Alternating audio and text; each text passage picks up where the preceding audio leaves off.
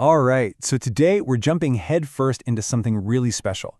We're going to do a forensic, unabridged analysis of a classic commentary on the opening verses of Surah Maryam, the 19th chapter of the Qur'an. We're not skimming the surface here. Our goal is to go systematic, really break down every verse, every concept, and unpack all those intricate layers of meaning that the author lays out for us. So, let's get right into it. First things first, we've got to establish the context. You see, the source text itself kicks things off by putting Surah Maryam in its proper place in the timeline of the Quran's revelation. And this isn't just a bit of trivia. It's an absolutely critical first step for getting a grip on the surah's core message. Okay, so the commentary straight away flags Surah Maryam as a Meccan surah. Now you might think, okay, historical detail, so what? But no, this is a huge deal. It's like a signpost telling us how to read the whole chapter. Think of it this way. The Meccan surahs, which came down early on, are all about the why, the core principles of faith, the very foundation of belief, God, prophecy, the afterlife. They're the theological blueprint. The Medinan surahs from later are more about the how to build a community, the laws, the social rules. So, by stamping the surah as Meccan, the author is telling us, pay attention, we're talking about the absolute bedrock of faith here. And that leads us right into this massive question that the commentary dives into immediately. Think about it for a second. There are 114 chapters in the Quran, and this is the only one named after a woman. That's not an accident, right? The source text makes it clear this is a deliberate, incredibly significant choice. So the question becomes, why her? Why Maryam? And why is this the chapter that bears her name?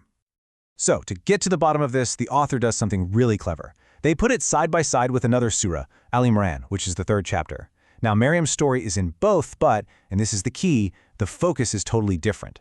In Al Imran, which translates to the family of Imran, her story is really the setup, the prelude to the main attraction, her son Jesus. It's all about him. But in Surah Maryam, the spotlight swings right over to her. She is the central figure, the protagonist. The surah is named after her because it's her story that's taking center stage. And you can see here, this isn't just some wild guess. The commentary is laying out a methodical, forensic argument. It's saying that the name itself, Maryam, is a key that unlocks the whole chapter. It's a direct signal to you, the reader, telling you exactly who to focus on and whose journey we're meant to follow. And the author backs this up with some serious evidence. They bring in a specific narration from the fifth Imam, Muhammad al-Baqir, and it's just so clear and explicit. He says, look, that other surah, Al Imran, was named for the family to introduce Jesus, but this surah, Surah Maryam, is named for her, so you can get to know her on her own terms. That one distinction right there frames everything else we're about to unpack. Okay, so with that context set, let's zoom in on the very first verse. But before we even get a single word of a story, we're hit with one of the Quran's biggest mysteries, a string of 5 letters, Kaf, Ha, Ya, Ain, Sad. And believe me, the commentary spends a lot of time taking these apart, piece by piece. Yeah, these have a specific name, the Huruf Muqatta'at, which basically means the disjointed or disconnected letters. You'll find them at the beginning of 29 different surahs, and for centuries, scholars have delved deep into what they could possibly mean. They aren't words like you and I use them. It's better to think of them as keys, or maybe even a kind of spiritual code for the chapter that's about to unfold. So the source we're looking at doesn't just give one answer. It shows us there are layers to this. On one level, sure, it's a secret between God and the prophet. On another level, it was this incredible challenge to the Arabs of the time, who were masters of poetry and language. It's like God was saying, here are your own letters, the same alphabet. Now, you try and create something like this. But the commentary really zeroes in on an even deeper meaning, that these letters are a kind of thematic table of contents, a blueprint. The idea is that each letter, Kaf, Ha, Ya, Ain, Sad, is a signpost for a major theme or a divine name that we're going to see played out in the rest of the surah. And what comes right after these mysterious letters? The story kicks off. And the first major concept we hit is mercy, Rahmah. Now, according to our source text, this isn't just a theme, it's the theme. It's the master key for understanding everything that's about to happen with Zakariya and Maryam. And to do that, the author makes a really important distinction between 2 different types of mercy. The first kind is what the author calls Rahmaniya mercy. It comes from the name Ar-Rahman, the most gracious. This is the big, wide, all-encompassing mercy. It's the mercy that gives us existence in the first place. The sun shining on everyone, The rain falling for the good and the bad. The air we all breathe. It's totally unconditional. You don't have to earn it. It's just there. For everyone and everything. Then you have the second type, Rahimya, mercy. This one comes from the name Ar-Rahim, the most merciful. And this one, our author says, is different. It's specific. It's special. It's not just about being alive. It's about getting guidance, finding salvation, getting that direct divine help when you need it most. This is the kind of mercy that answers a prayer, and it's a grace that's given to those who are actually looking for it, who are asking for it. And bam, this distinction takes us right back to the verse we're analyzing.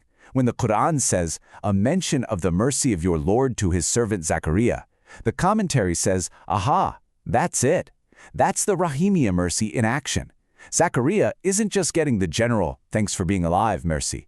Nope, he's on the receiving end of something targeted, something miraculous. A prayer is about to be answered.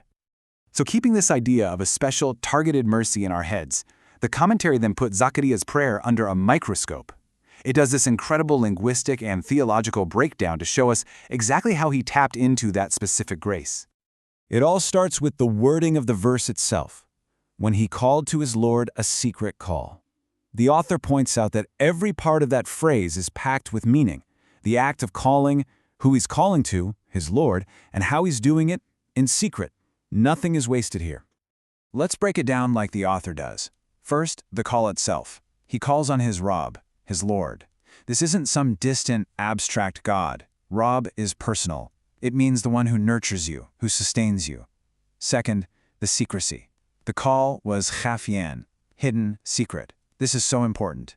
It means there was no show, no performance for anyone else. It was just him and his Lord, a moment of pure, unadulterated sincerity and humility. And finally, look at what he says. He doesn't start with his demand. He starts by laying his vulnerability bare. My bones have grown weak. My head is glistening with old age. He's essentially saying, here is my complete and total need. That state of need becomes the entire basis for his prayer. And the author really doubles down on this choice of the word Rabb. They point out that if you look throughout the Qur'an, when the prophets are making their most personal, heartfelt prayers, this is the word they use over and over again. As you can kind of see from this chart, Rabb is for that intimate, personal connection.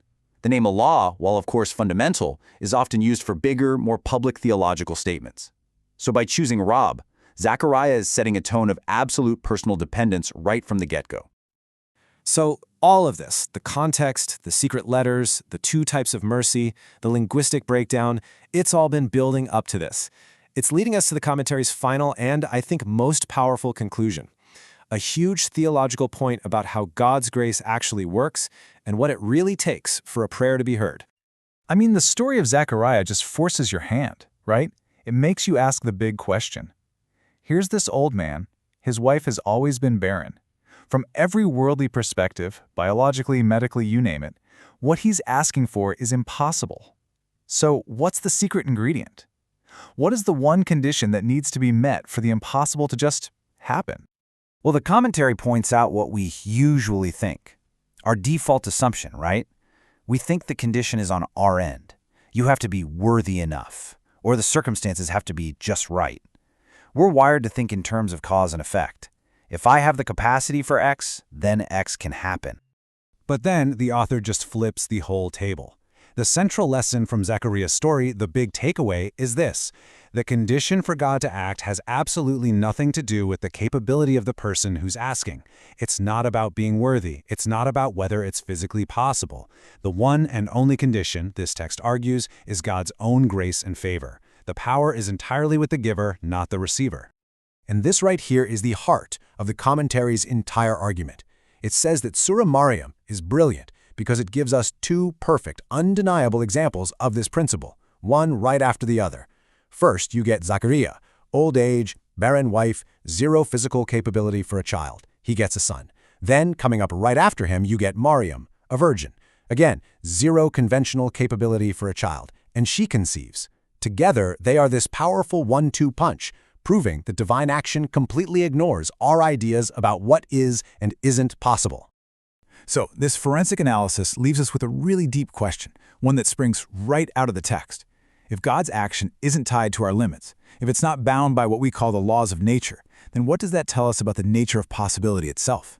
It's an invitation, really, to completely rethink where we draw the line between what can and can't be done.